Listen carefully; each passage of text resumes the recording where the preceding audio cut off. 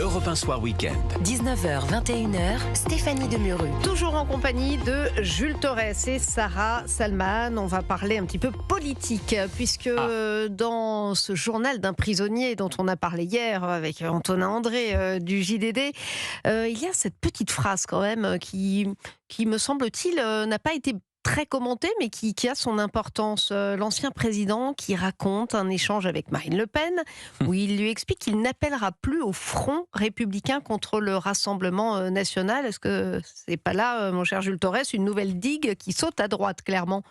Si, c'est une digue qui saute, parce que c'est quand même un ancien président de la République qui Très écouté. qui est très écouté encore aujourd'hui, particulièrement aujourd'hui avec la sortie de ce livre, Le journal d'un prisonnier. Évidemment, moi, c'est d'ailleurs l'un des extraits que modestement j'ai choisi, parce qu'on a eu les bonnes feuilles du livre de Nicolas Sarkozy dans les pages du journal du dimanche, et je trouvais que ce passage était absolument éclairant. D'abord parce qu'il y a une scène avec Marine Le Pen qui est complètement hallucinante, vous savez, où Marine Le Pen appelle Nicolas Sarkozy et elle lui dit vous saluerez votre femme. J'ai trouvé son geste en enlevant la bonnette de Mediapart d'une élégance, d'une élégance sans nom, et il lui dit c'est vous vrai avez que c'était raison. très élégant, cette manière qu'elle a eue. J'ai trouvé ce geste assez formidable et assez fou, ne serait-ce que d'y penser.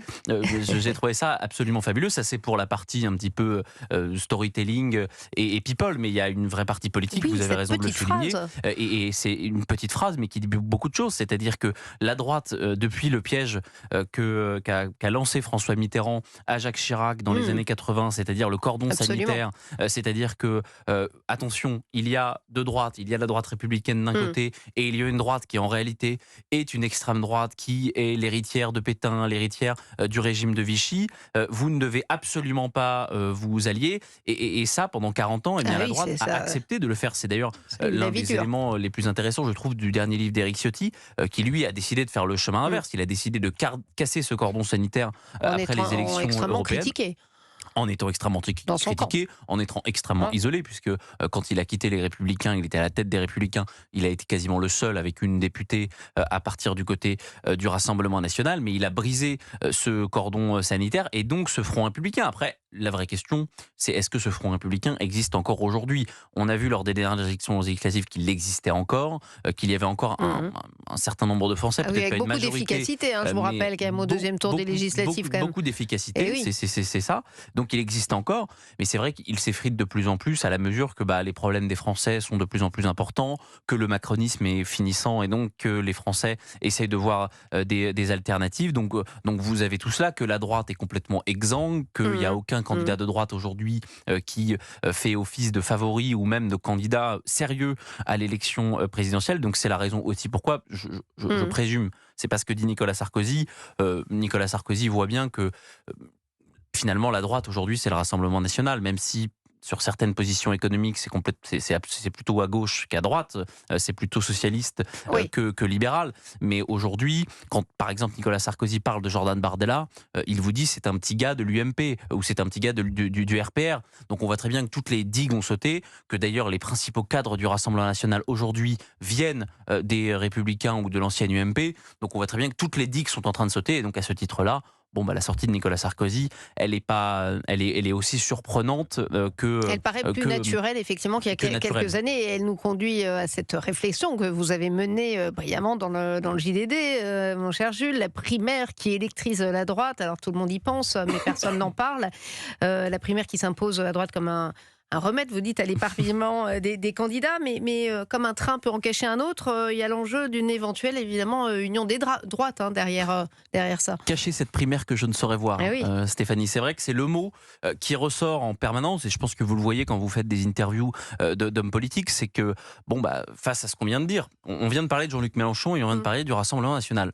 Quelle est la réalité aujourd'hui politique ? Vous avez un Rassemblement national qui est quasiment hégémonique à droite, avec des scores, que ce soit Marine Le Pen ou Jordan Bardella, d'ailleurs c'est intéressant de le voir, qui sont entre 35 et 38% selon les sondages. On a un Jean-Luc Mélenchon qui quand même est le favori à gauche, on sait qu'il commence toujours ses campagnes extrêmement bas, autour de 10-13%, Et puis quand même, qu'il on les voit une termine à forme 20-22. d'habileté de Jean-Luc Mélenchon. Bien Il nous sûr. l'a rappelé encore hier. Ah mais de toute manière, pendant Donc, 2 ans, vous verrez que Jean-Luc Mélenchon va complètement abandonner Évidemment. le bordel, va abandonner les outrances et qu'il va prendre être une posture le responsable, le beaucoup génie plus au mitterrandien. centre, évidemment. Absolument. Moi, donc- la République. Absolument. Et donc face à cela, face à une gauche qui n'a rien abandonné et une droite hégémonique, 5 ou 6 candidats lilliputiens de la droite et du centre, ça ne mène à rien. Vous allez avoir Attal, vous allez avoir Philippe, vous allez avoir Retailleau, on sait que Laurent Wauquiez veut y aller aussi. Bon, Gérald ça n'a- Darmanin, ça n'a Sarah aucun Knafo, sens. nous dit Laurent Wauquiez. Et c'est pour ça qu'il y en a certains, David Lisnard, Laurent Wauquiez, qui vous disent il va falloir une primaire, il faut une primaire extrêmement élargie,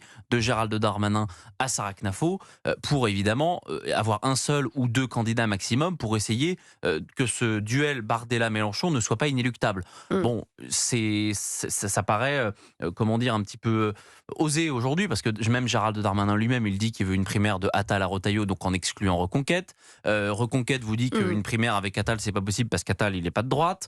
Donc vous voyez, tout le monde a son périmètre, tout le monde a ses lignes rouges, donc elle est absolument pas faite, mais à la fin, ça mènera peut-être à une union des droites que les électeurs souhaitent. Mais même Madame Le Pen ne veut pas d'union des droites. Elle est même pas dans cette... personne mais- n'évoque le Rassemblement National dans cette primaire. Ouais. Ah oui, d'accord, on est d'accord. Parce qu'elle-même dit qu'elle ne veut pas d'union des droites. Donc, Vous l'avez vu écouter hier, Jean-Luc Mélenchon? Oui, je l'ai écouté. J'ai trouvé que la question de Madame Thévenot était très pertinente. Lui, Sur l'antisémitisme, oui, j'ai trouvé que notamment. c'était intéressant. Lui, sur la forme, c'est du Jean-Luc Mélenchon, voilà, c'est plutôt bon.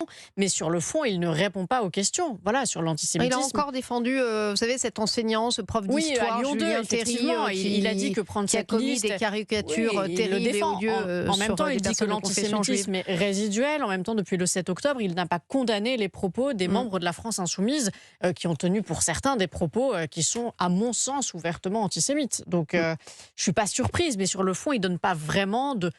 Enfin, on aurait pu aussi ne pas le convier. Voilà ce que je pense. Ça n'aurait pas changé grand-chose en réalité. Et pourtant, c'était utile peut-être d'avoir une forme d'explication et de transparence. Non, parce que on est resté sur les questions, il y a eu donc Madame Thévenot, je crois 2 ou 3 personnes qui ont posé des questions, 2 ou 3 personnes LFI qui ont posé des questions. C'est pas non plus très équilibré. Non, Jules Torres. Cette audition était extrêmement décevante. Moi, je pense que c'était une bonne idée d'inviter Jean-Luc Mélenchon, mais qu'il fallait que ça dure plus qu'une heure. Il fallait qu'il y ait plus il a joué la montre. Des questions beaucoup plus précises, que 5 ou 6 peut-être, questions, des questions beaucoup plus précises. En effet, Prisca Thévenot a posé, moi je trouve, Une bonne la question. seule bonne question Oui, je suis de d'accord. cette audition, parce que sinon toutes les autres étaient des questions extrêmement ouvertes qui permettaient à Jean-Luc Mélenchon de faire non seulement un cours d'histoire, mais en plus un show. Mais du reste, oui.